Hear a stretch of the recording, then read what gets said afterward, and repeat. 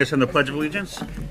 I pledge allegiance to the flag of the United States of America and to the republic for which it stands, one nation, under God, indivisible, with liberty and justice for all. Welcome to the special meeting of the Attleboro School Committee, Wednesday, February 16th, 2022. This is your reminder that this meeting is being electronically recorded. Before we get started, I do just want to remind everyone that it's still before February 28th. The regulations in the state of Massachusetts still require the wearing of masks in school buildings. And so I would respectfully request that all of those in attendance please put on a mask. There are masks available over there. As you're well aware, there are many of us on the committee who, or I shouldn't say many, there are some of us on the committee who haven't agreed with the mask mandates, but we're all masked, and I would ask that you please respect the state regulations and what we're trying to do here, and please wear a mask while you're in the room. I'm not going to stop the meeting if you fail to do so, but I think that's the least that we can all do while we're in this building trying to make a decision for what's best for our kids. So, with that being said, we're here tonight to discuss the mask mandate and its expiration or extension for the City of Attleboro schools, and I will turn it over to any member who called the meeting who wants to make a motion to start the meeting tonight. Sure. Mr. Frappier. Thank you. I would like to file a motion to keep the mask mandate in place for students and staff in the ELC program until a later time. Do we have a second? I'll second that. All right, before we have discussion, I'm going to turn it over to the administration to see if they have a recommendation on this issue. Thank you, Chairman Withers. I want to first provide a little bit of context of where the administration has developed its recommendation. First, I have received emails from concerned parents. Those emails have been received from both sides of this debate, and I've been in receipt of very sincere concerns, familiar with the arguments that we've been having for years now. But I did want the committee to know that many parents are concerned about the decision before us, and wanted both the administration and the committee to know that they still feel much as they have throughout this pandemic. We reached out to speak to various people, certainly the health department, our nurse coordinators who are on the front line of this pandemic within the district, and we also spoke to various stakeholders within the district. And from all of those inputs and all those conversations that we had, the administration reached the recommendation that should surprise no one, which is that for one last time, I hope, the administration's position is that our job and our expertise is educating children. We are not health experts, and therefore we believe strongly that we should follow the guidelines that the experts at the state level provide for us, as we have throughout this. And our recommendation to this committee is to continue to do so and to follow those guidelines that have been recently released. So it is our position that we should follow the state's lead and remove the requirement for masks in our schools come February 28th.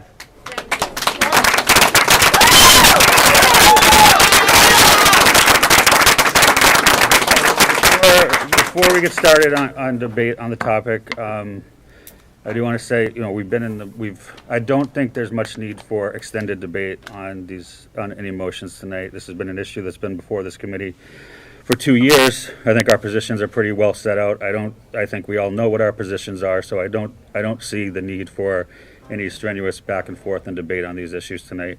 That being said, I understand that it is an important and emotional issue and heavy issue for all of us, and we feel strongly about our positions. So I certainly think we should all have the right, if we want to explain why we will be voting the way we do. But I don't see a need for extended debate. I obviously can't.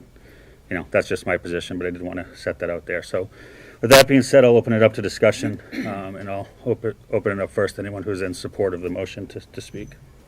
Mr. Frappier. Thank you. So I'm bringing this motion up because the Attleboro Public Schools has a program with the ELC, which includes children under the age of 5 who are not currently eligible to get a vaccine if they so choose or if their parents so choose. Currently, the CDC guidance is that if you're unvaccinated, you should be wearing a mask indoors.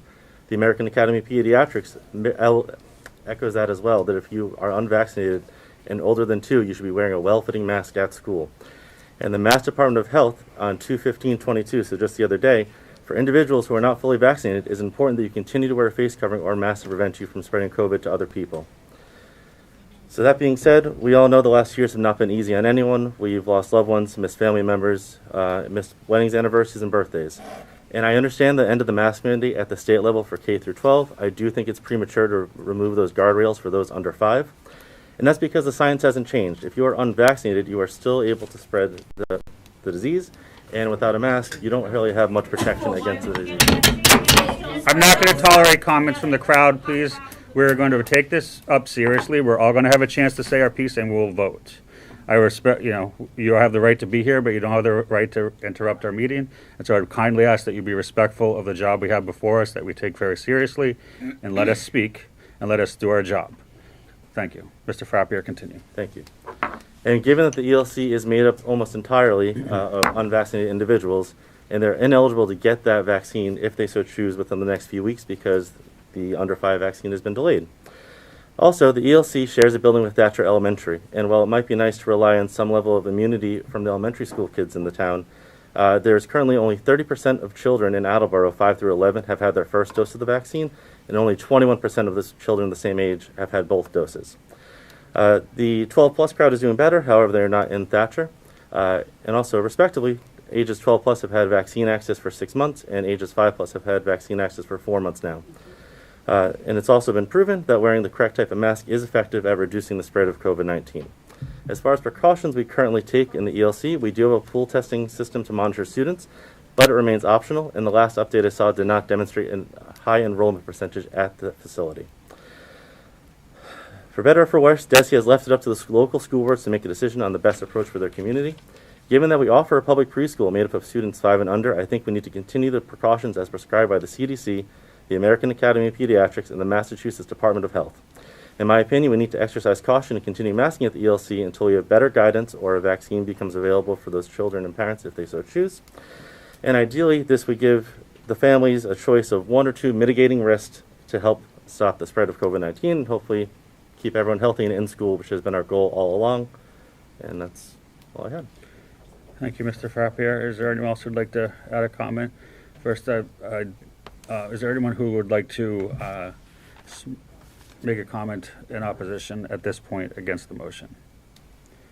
Ms. Sawyer? Thank you. Attleboro has some great people, and for an example is like by my house, a woman shoveled all around Lee's Pond so that us dog walkers can do it safely. But then you have the unkind bully sending us emails calling us child abusers for wanting to protect our children. I work for a large hospital chain where we still have children. Please, no comments from the... I work for a large hospital chain where we still have... Excuse me, let's take a minute here. Respectfully to the audience.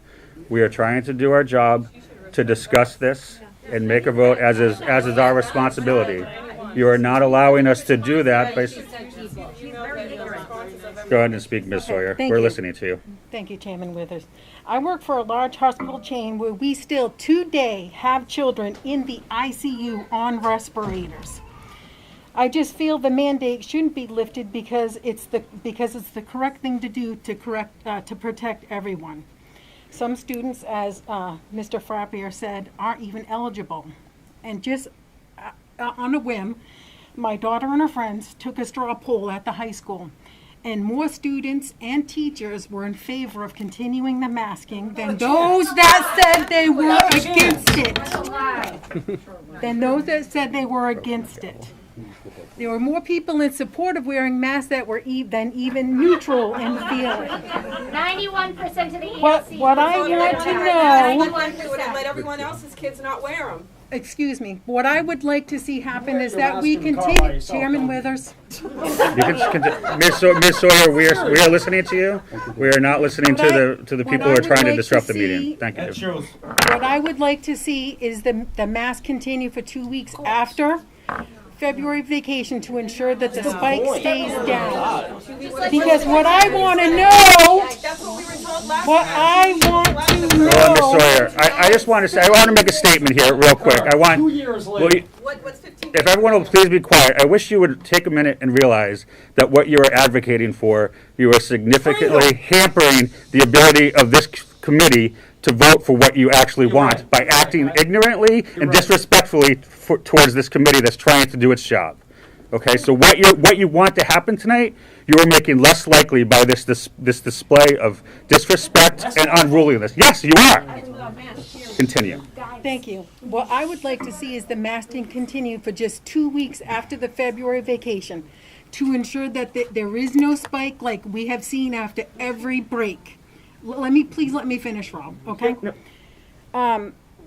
We could continue the testing, and if after 2 weeks that there's no spike, then I'm fine with letting them go without, except for the ELC because they can't have the.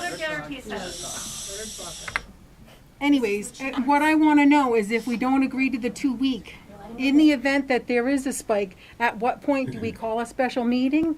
Or are we going to set that foundation now? If we reach a certain point, we're going to go back to masking. Because I feel like we just can't leave tonight with leaving this up in the air. Thank you for your time. Thank you. Thank you for your patience. Anyone else would like to speak? Mr. Geis? Thank you, Chairman. Ms. Sawyer, you just referenced a 2 week time period. Mr. Frappier, your motion said until a later date. I apologize. I don't remember the exact wording. Are you without an end date that would force, should this motion pass, without an end date that would require either a special meeting or discussion at future meetings to determine an end date? Are you comfortable amending the motion to include an end date at this time, or would you rather keep it open? I think it might be prudent to set a timeline when we should discuss it again. Is there anyone else who would like to make a comment on this issue? Ms. Johnson? Thank you, Mr. Chairman. I, like many others in this committee, are fatigued and tired of wearing the mask, and I am ready for this. I'm sorry, Mr. Withers. So the microphone's actually not for projecting, it's actually for the television, so if you just... Could you speak up maybe or remove our mask so we can hear her? Well, she can't remove her mask, but she'll... Go ahead, Ms. Johnson. Great, I'm sorry. We just can't hear her. Yep, I'm I not understood, trying to be understood, yep. disrespectful. I'm just... So I'll try to speak. More loudly. So as I was saying earlier, just like many other people sitting around this table, I am fatigued and I am tired of wearing the masks. I am looking forward to a time when this is no longer going to be a requirement. I understand and appreciate the state saying we are getting close to the time to lift our masks, and they actually put down a date of February 28th. But they also said in the same breath that local school committees should feel free to change that date if they feel it's right for their community. I have had many folks contact me through email, through telephone, just speaking one-on-one while out in the community. And I have to say, for the people that have contacted me, there is a divide. There are about half that think that we should stick with the state guidance and drop the masks on the 28th. And there's another majority that feels that they are ready for masks to go away. But due to the historical uptick in cases when we come back from a vacation, they're asking for a 1 to 2 week extension of the mask mandate. And if we even just look at the weekly COVID report, when we look at December, when we went on break, we had 71 total cases. We came back from Christmas break, from the holiday break, and we had 379 cases, which then decreased over time. I am not so naive or blind to know that masks in and of themselves will stop COVID. But it is one layer of mitigation. We have masking, we have social distancing, we have additional cleaning, we have our testing and vaccine. These are all tools that we have to keep our community safe. And it has been said by both the governor and I believe Mr. Riley said this as well, that the schools have been proven to be a safe community. And I believe that is because of the layered mitigation strategies. I do understand and I do agree that masks have hampered some development and some learning. I'm not blind to that. But I do think that for the parents that have reached out to me that are concerned about an uptick in cases, that are concerned because they have household members, some parents themselves have said either themselves or their spouses are currently suffering from either an autoimmune disease or they are currently fighting for their life and actively undergoing cancer treatment. Now, I understand that we all need to learn to live with this and we all need to get to the point of this becoming an endemic. I am very happy to support the masks being dropped. However, I think that it is wise and prudent to wait for the 1 to 2 weeks after we get back from February vacation. I also believe this is not a black and white matter. There is definitely many shades of gray to this. My intent is not to be draconian, but my intent is to listen to those who have contacted me. And there were enough people in the community who reached out to me asking for an extension that I thought it was wise and prudent for the committee to meet tonight to discuss this. When we made our vote in November, the environment, the caseload, there was a lot of other things that were different than what we're facing today. Again, I think it is worthy of the discussion to say, are we still comfortable with the vote we made in November? Do we think that it is prudent and reasonable to extend this mask mandate for 1 to 2 weeks in order to help dampen any particular uptick? Yes, Omicron seems to have, for the most part, worked its way through the community. There is another variant on the horizon, the BA2. And I have spoken with the health department, and while they are in alignment with agreeing that they had said that they are comfortable with dropping the mandate as of the 28th, but they are equally as comfortable should the committee decide to extend this for a week or two, that is a reasonable action, and whichever way we vote tonight, that they're going to support either decision that we make. So I just ask the committee to consider this. Our neighbor in Rhode Island, they are extending their mask mandate to March 4th. They also have February break like we do. Many of the other states in the Northeast that are dropping their mask mandate don't have February vacation. New Jersey, New York, Connecticut have, from the research I've done, they have less than 24 school districts that still participate in February vacation. So the decisions for that community may make sense to drop on the 28th. And again, I just think that we, as we have always done and negotiated through these past 2+ years, to just give this thoughtful consideration. And I do have to say that no matter how the vote goes down tonight, I am very proud to be serving with every member of this school committee, because I know that whatever vote ends up, however the vote ends up, that everybody has truly given this thoughtful consideration and taken in the interests of the community as a whole, as they have presented themselves to those committee members. That concludes my Thank you, Ms. my comments. Thank you, Ms. Johnson. Mr. Storrs? Thank you, Mr. Chairman. Just a couple of quick points. I think we spent hours doing this back in November, so I don't think much has changed as far as Mr. Withers said at the beginning of this. Pretty much, I believe what we said and all that debate that we took in November, is, if anything, it's even more so now, I believe. We know more. Things are understood a little bit more than we did even then. because numbers were mentioned, 379, for example, we've seen nothing but a sharp decline since that time, right? In fact, I think we're now at 8% of that 379 number. That's a huge, 33 today, I think was the information that we were given, 33 from 397. Think about that. But let me finish, and you can respond all you want. Looking back to last year, we didn't see an increase after the February vacation until weeks after. We're talking three weeks or even more than that, I think it was when we saw it.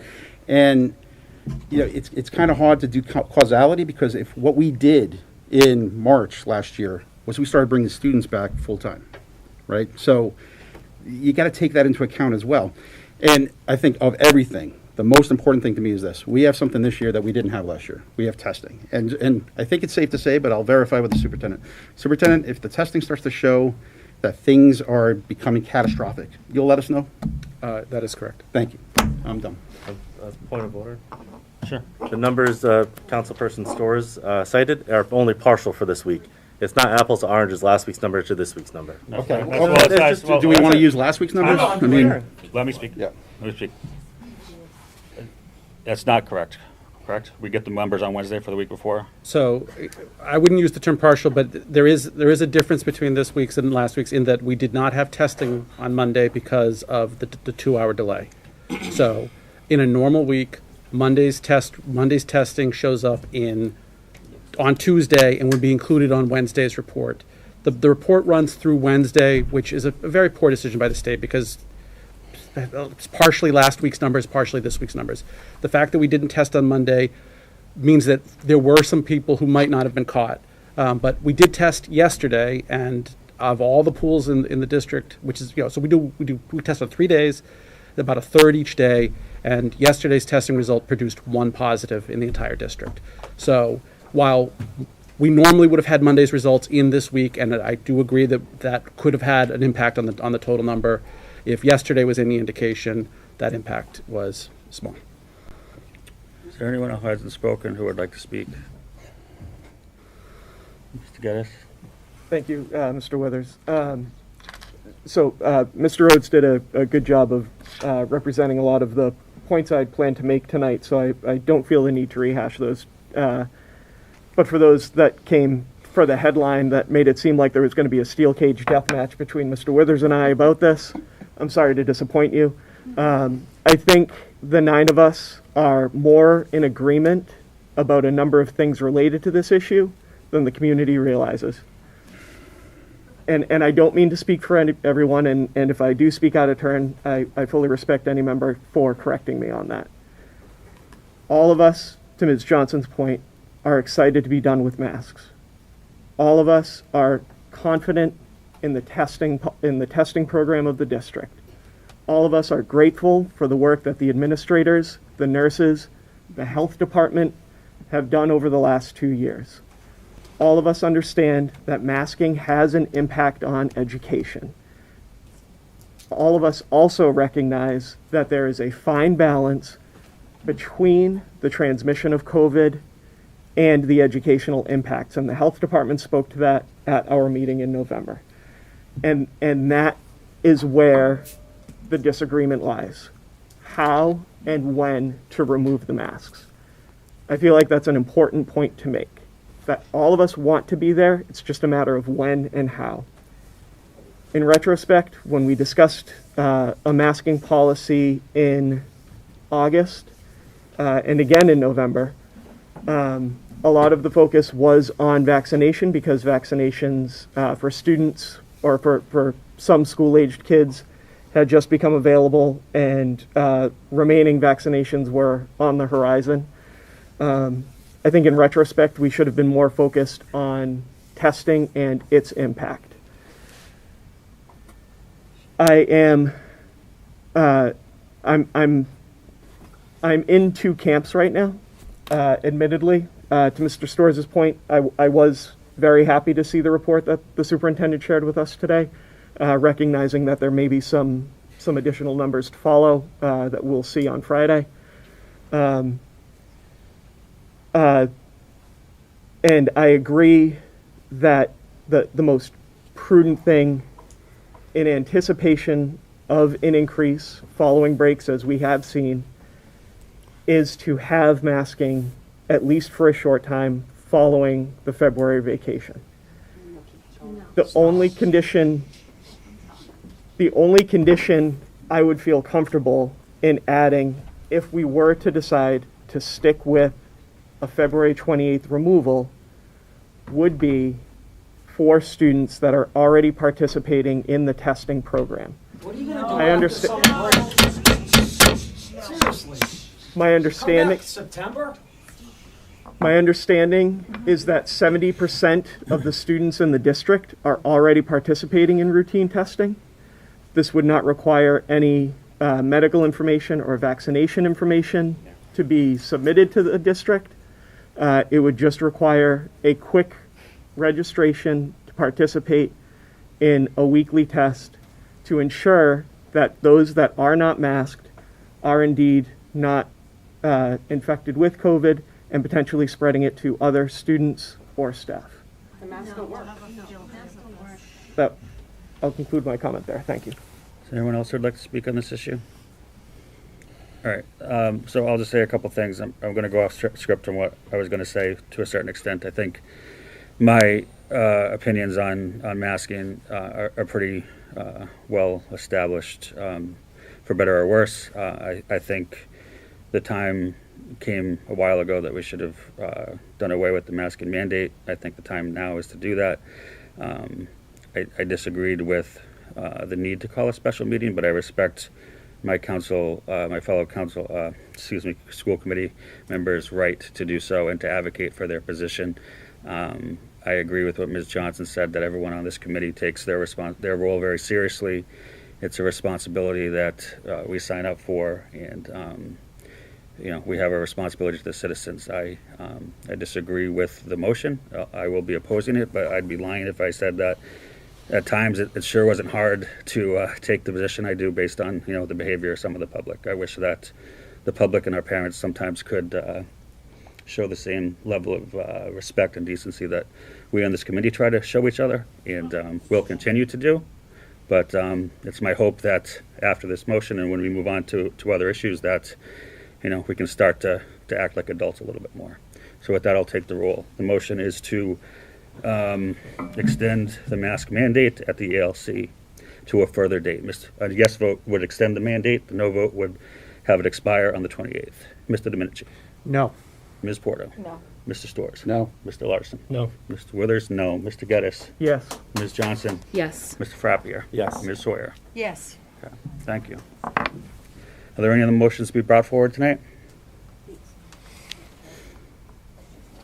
Just a quick question. Do we need to motion, or we can just let it sit, what the DESI has issued us? Yeah, so if we don't take any action, then per our November meeting and our November vote, the mask mandate for K through 12 would expire on the 28th. Mr. Geddes. I have a question for Superintendent Sawyer, because I did hear, similar to Ms. Johnson, it was pretty split, the families that reached out to me, both families and staff that reached out to me.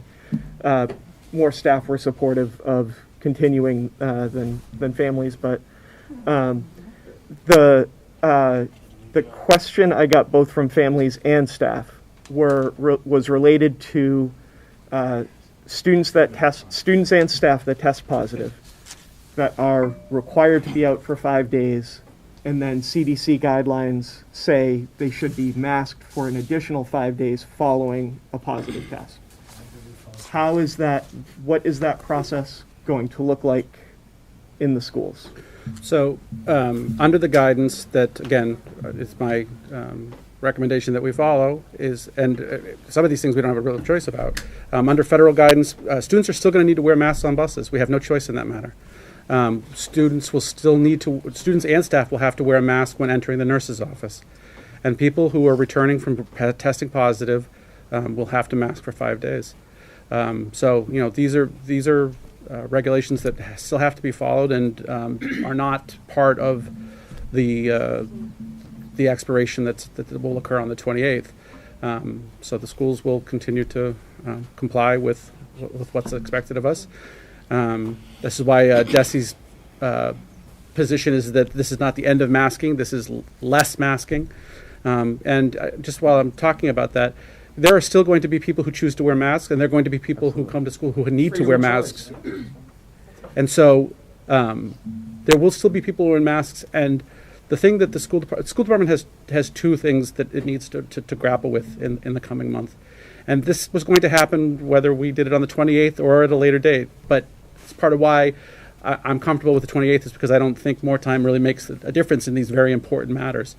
We have got to figure out how to educate all of our children, and some of them do have legitimate concerns that are going to make it difficult for us to keep them safe. And we have to work through how we're going to do that, because everyone needs to be able to come to school and feel like they can do so safely. So that's a burden on the school department to work with families, to come up with plans to keep all of our children safe.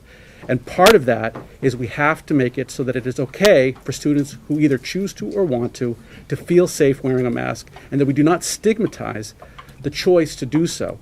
Because some people you will not know whether they need to or are choosing to. And so we need to treat everyone like there's a legitimate reason to, and protect their right to wear their mask. So this, I've received a lot of emails about, freedom to choose, and that cuts both ways. And as a district, we need to do a good job of making sure that, because I believe on the 28th, a lot of people, if not most people, will exercise their ability to stop wearing their mask. And, again, I've advocated for their ability to do that. But there are some who cannot. And we have to make sure that they feel like that's okay too.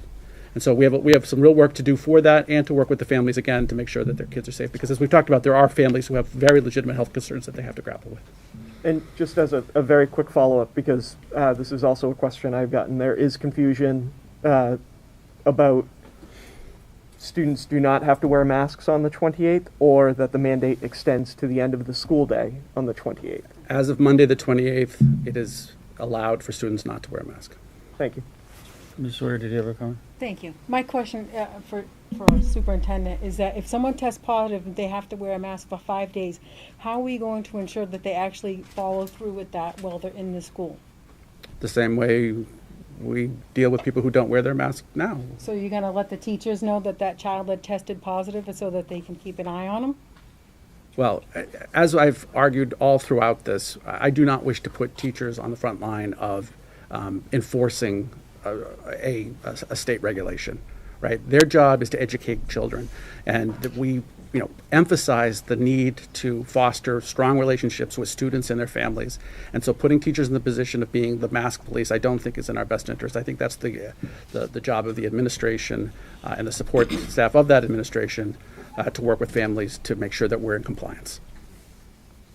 But my question, and now I have another question. If it's a federal mandate they wear on the bus, what happens if they refuse to wear it on the bus? Again, that's been going on all along, and we've had plenty of students who've come to the bus without a mask, and the bus driver hands them a mask, and they put it on, and off to school we go. What if you catch a common cold? Is there anyone else who'd like to, any other comments, motions? No? All right, I just want to thank everyone for making the time to come tonight. Again, this is obviously a heavy issue, an important issue, and I know everyone takes it very seriously. And everyone should be proud of the work they do on this committee. I know I'm proud to work with everyone on this committee on this issue, and others when we disagree and when we don't. So thank you. With that, I'll entertain a motion to adjourn. So moved. Second. All in favor? Aye. Motion adjourned.